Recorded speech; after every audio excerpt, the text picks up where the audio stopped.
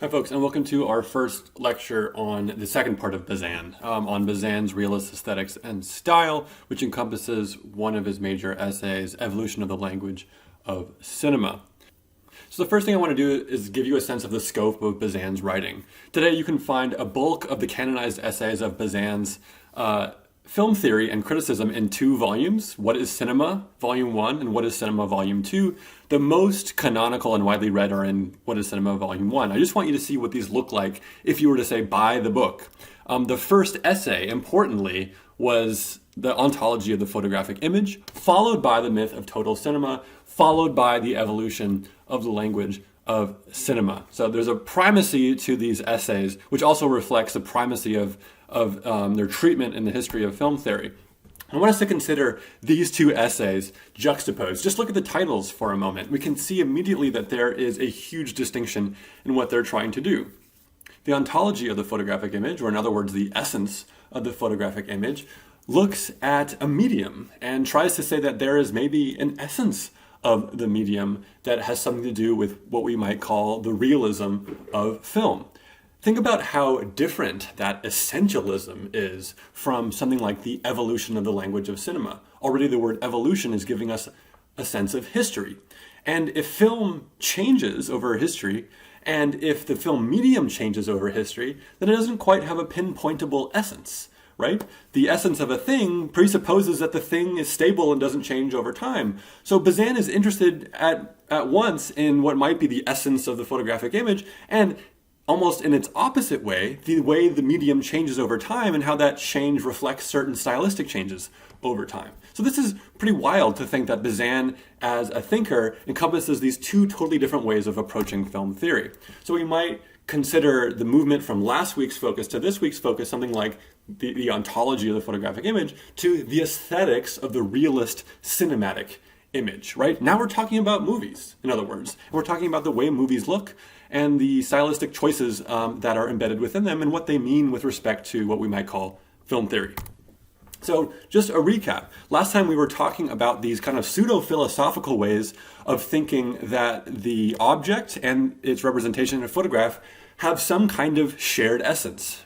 Bazin said that the apple and the photograph of the apple share the being of the apple.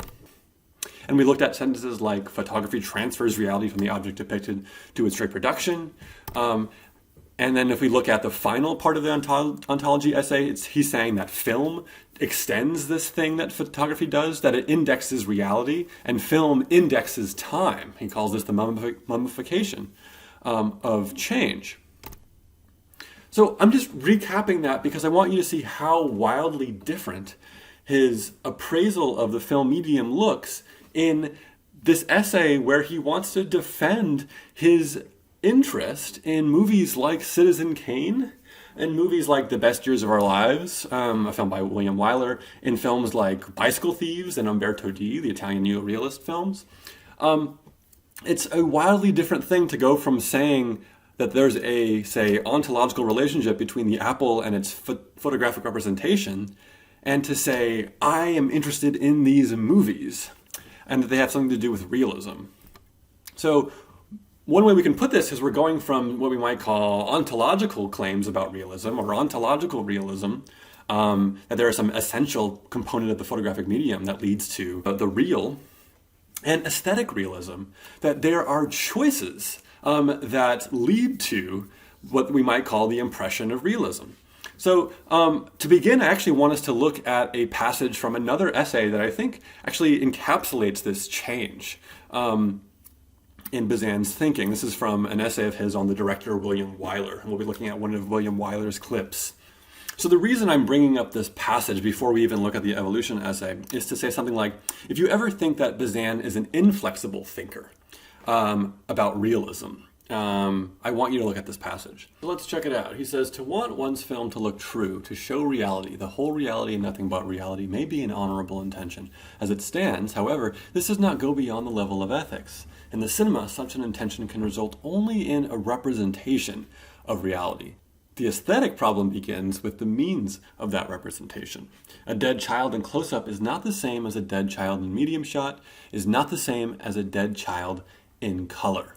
Indeed, our eyes and consequently our minds have a way of seeing a dead child in real life that is not the way of the camera, which places the image within the rectangle of the screen. So notice right here that if he is the person who wrote the ontology of the photographic image, basically emphasizing all the ways in which the photograph of the apple is still the essence of the apple despite the angle from which you shoot the apple. Here, he's almost saying the opposite thing. When it comes to aesthetic realism, that formal choices absolutely matter. A dead child in close-up is not the same as a dead child in a medium shot, is not the same as a dead child in color. Realism, he'll say, consists not only of showing us a corpse, but also of showing it to us under conditions that recreate certain physiological or mental givens of natural perception. So he just told us that when it comes to aesthetic realism, your formal choices matter. To which you might respond and say, Bazin, what kind of formal choices will lead to realism? And he'll give you an answer.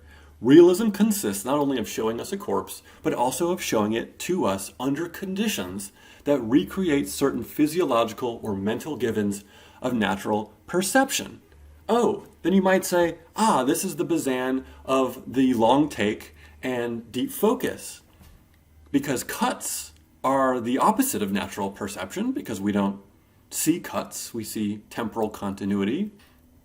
But then he'll say this, or, more accurately, under conditions that seek equivalence for these givens.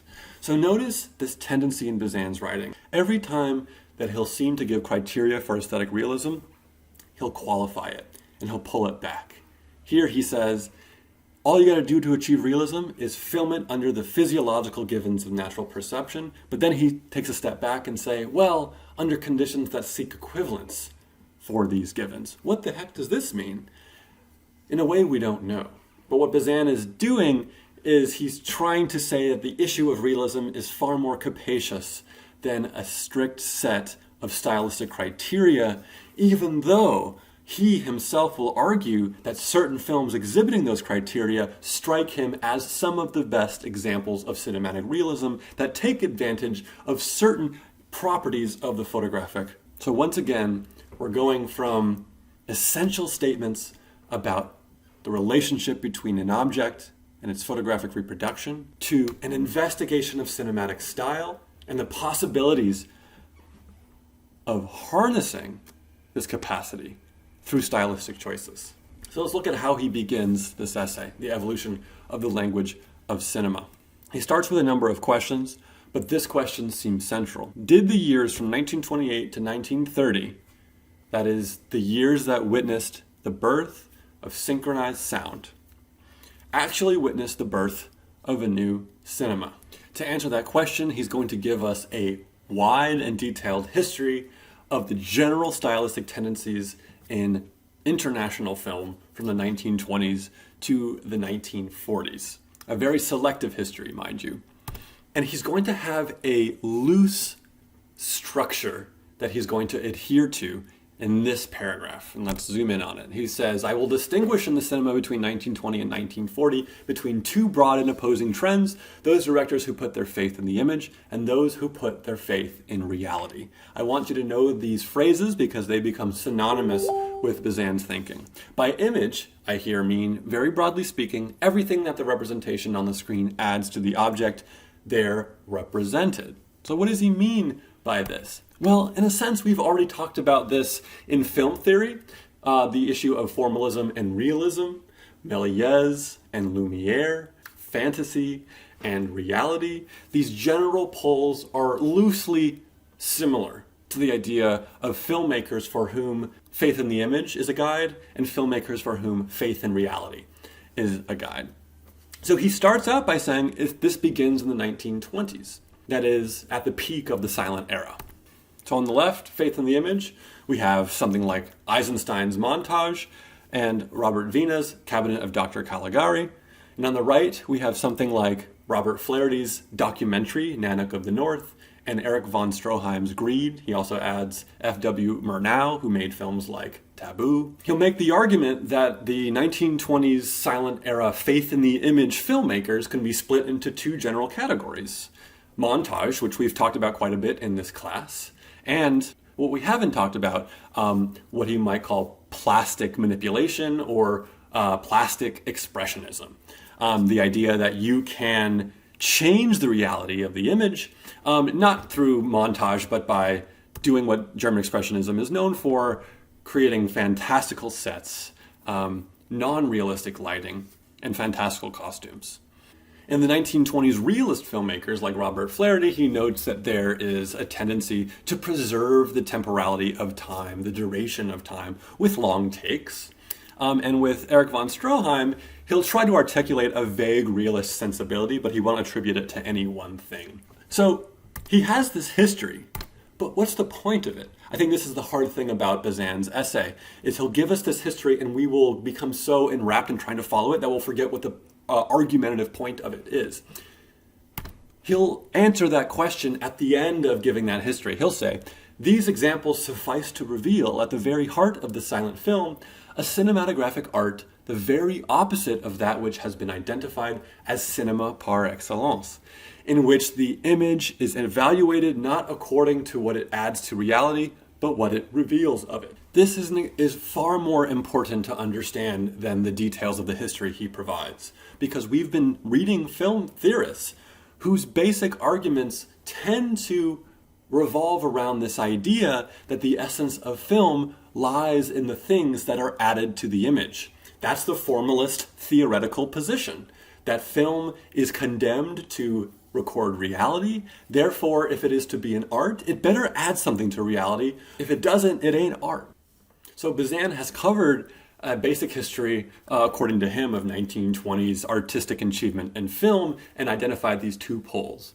But he wants to move on to the early sound era of the 1930s. Now, at this point in his argument, he's going to acknowledge that the movement to sound cinema does, on the whole, reduce a tendency in film form. He'll put it this way: it is understandable as a matter of fact that the sound image, far less flexible than the visual image, would carry montage in the direction of realism, increasingly eliminating both plastic expressionism and the symbolic relation between images.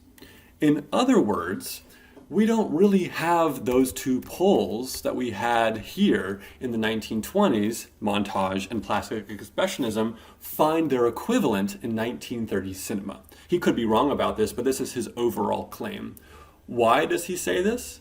He says it because he thinks, and this is an interesting kind of almost phenomenological observation about what happens to an image once you introduce synchronized sound, that synchronized sound cinema restricts the capabilities of jumping around images. Now, this in itself is an interesting claim that I think deserves our attention and maybe even our investigation, but I might provide a very simplistic defense of it.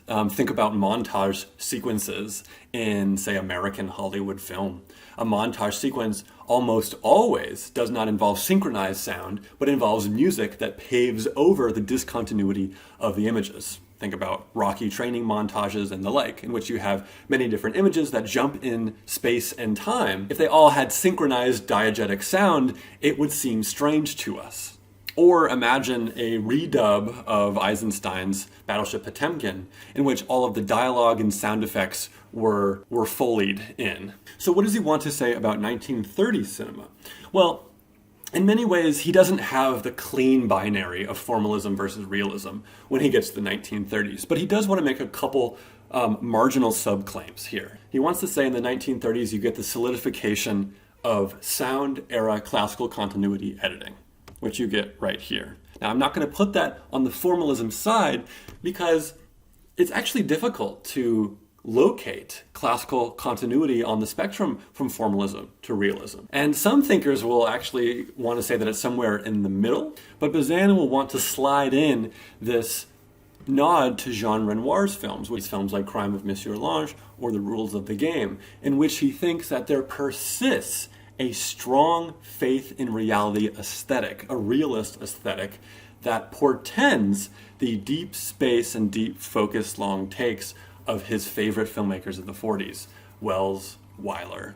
So he'll put it this way: Thus, around 1938, films were edited, that is, Hollywood films were edited, almost without exception, according to the same principle. Think about what you learned in intro film about classical continuity editing and shot reverse shot structures. And he says it was this fashion of editing, continuity, that was challenged by the shot in depth introduced by Wells and Wyler. Renoir had already clearly understood this. So now Bazin has worked through the 1920s and the 1930s, and now he's going to get to the thing he really wants to talk about, which is 1940s sound era realist films. In fact, we can get rid of this binary between formalism and realism because really he only wants to focus on what he thinks are the greatest achievements of realist film in the 1940s sound era. And what are those films? Orson Welles films like 1941 Citizen Kane, in which you can clearly see that deep space, deep focus, long take aesthetic in this famous sequence, or a very similar sequence shot by the same cinematographer from William Wyler's The Best Years of Our Lives, 1946, or the general realism, both in cinematography and, importantly, in content or in story, in the greatest Italian neorealist films, according to Bazin. Films like Bicycle Thieves or Umberto D, directed by Vittorio De Sica and his writing partner Cesare Zavattini. This is the pantheon of Bazinian realism. This is where we want to dwell, and this is where Roma gets its inspiration, at least for the intentions of this course. We have our deep focus, long takes, and in the next video, we're going to investigate what I think is the most important part of the essay, or at least for our purposes, what he says about this particular tendency in aesthetic realism and why it's not merely stagey and why it's an aesthetic achievement. I'll see you next time.